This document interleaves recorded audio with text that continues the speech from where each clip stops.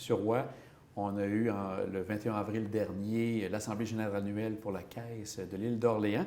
Si on regarde les faits saillants financiers de l'année 2021, ça ressemble à quoi du côté de la Caisse? Oui, c'était une super belle année, l'année financière 2021 pour la Caisse.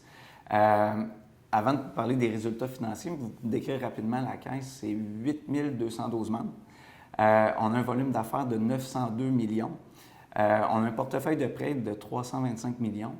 Puis les résultats, en excédent avant la ristourne, 4,02 millions.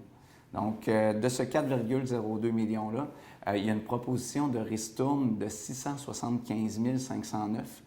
Ce montant-là est réparti en deux axes. Le premier montant, la ristourne individuelle de 589 000 pour nos membres. Et il y a un 86 494 qui est une ristourne collective. Donc, ces sommes-là sont dédiées au Fonds d'aide au développement du milieu. Donc, ça a été soumis au vote. Nos membres ont eu 4 jours pour voter. Donc, cette proposition-là est vraiment avantageuse pour nos membres. C'est 70 000 de plus de ristourne comparativement à 2020. Donc, vraiment des bons résultats financiers pour 2021. Et un des moments importants, comme vous dites, vous en avez glissé un mot, en plus la ristourne, c'est toute la partie aussi élection de nouveaux membres. Est-ce qu'il y a eu plusieurs membres qui sont arrivés maintenant au conseil d'administration? Oui, on avait 5 postes qui étaient à doter. Il y a eu 5 candidatures. Là-dessus, il y a 2 membres du conseil d'administration qui siégeaient déjà, M. Olivier Hébert et M. Michel Racine, donc qui ont toujours souhaité poursuivre leur mandat avec la Caisse. Donc, eux, évidemment, ont été élus. Puis, on a la chance d'accueillir M. Fernand Côté, M. Harold Noël et M. Hugo Ferland comme nouveaux administrateurs à la Caisse. C'est des gens qui étaient très impliqués là, et qui sont toujours évidemment très impliqués à l'île d'Orléans. Donc, on est bien heureux de les accueillir au sein de la coopérative.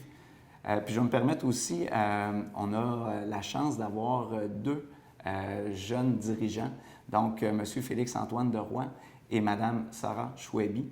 Donc, c'est une relève pour des futurs administrateurs, puis ça leur donne une belle expérience là, pour siéger au sein du conseil d'administration de la Caisse. Dans ceux qui ont été sortants de charge et qui n'ont pas renouvelé, est-ce qu'il y a des gens qu'on peut retenir l'implication qu'ils ont au niveau des caisses? Une très grande contribution de la part de M. Carole Deblois et Mme Micheline Roberge. C'est des gens qui ont siégé sur le conseil d'administration pendant plusieurs années, mais au-delà de ça, une grande implication dans la communauté.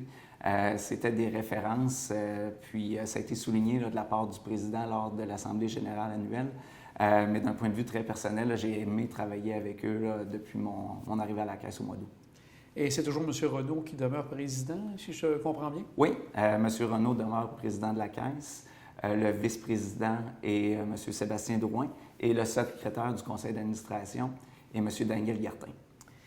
On va regarder maintenant le travail qui a été fait, parce que malheureusement, pendant 2 ans, bien sûr, il y a eu la pandémie.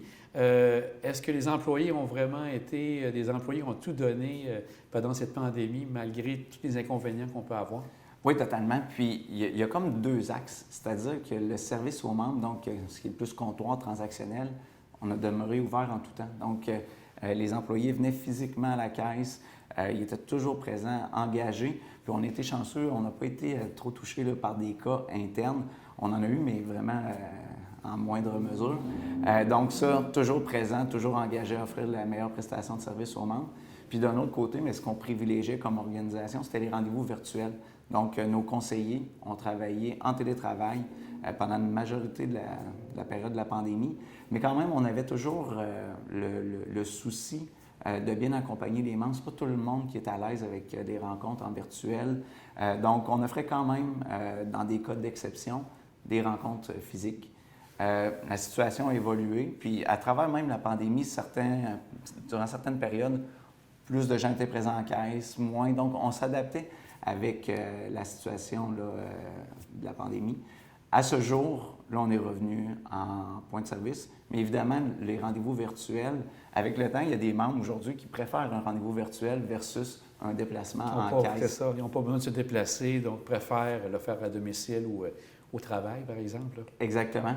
35 de nos membres ne sont pas des résidents de l'île d'Orléans. Donc, peut-être quelqu'un qui est né à l'île, mais qui a déménagé peu importe où, bien, ça amène une grande flexibilité, une grande accessibilité.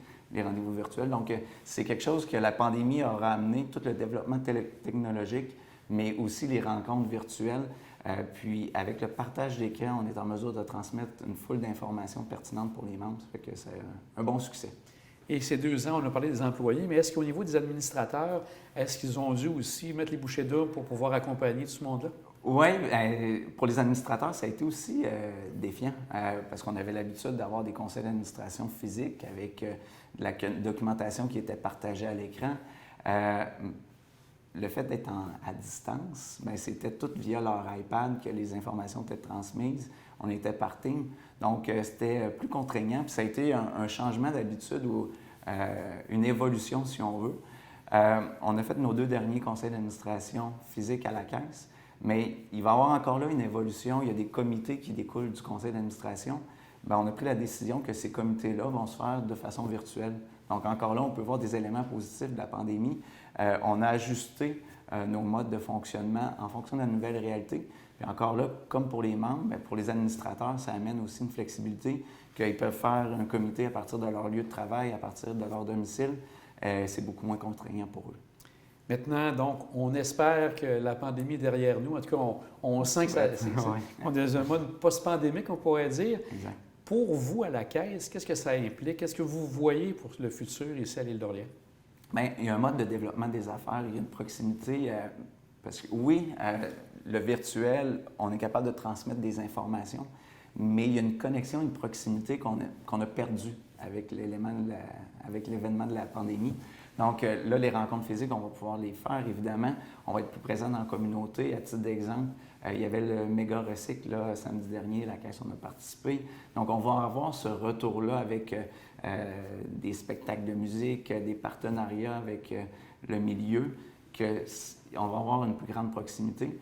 Puis l'autre élément, bien, c'est qu'on va être en mode plus proactif auprès de nos membres pour les supporter dans la réalisation de leurs projets financiers, dans le conseil, dans le développement de l'autonomie financière.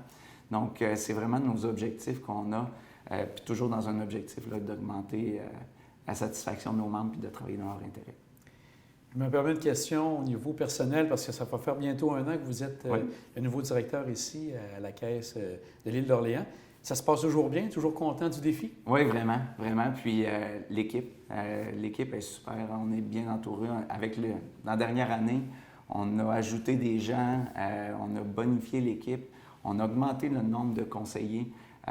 Donc, encore là, dans un objectif de fournir une meilleure prestation de service. Fait qu'en termes d'équipe, ça va super bien. On progresse. Puis l'autre élément qui est super intéressant aussi, bien, c'est la proximité avec les membres. Sur l'île, on est en mesure de faire des liens rapidement puis d'établir un réseau. Ça fait que ça, je trouve ça super intéressant aussi. Puis la réception, là, tant des employés que des membres, c'est super intéressant. Ça fait que d'un point de vue personnel, une très belle expérience. Monsieur Roy, on vous souhaite une belle poursuite pour la Caisse ici à l'île d'Orléans. Merci, c'est un plaisir.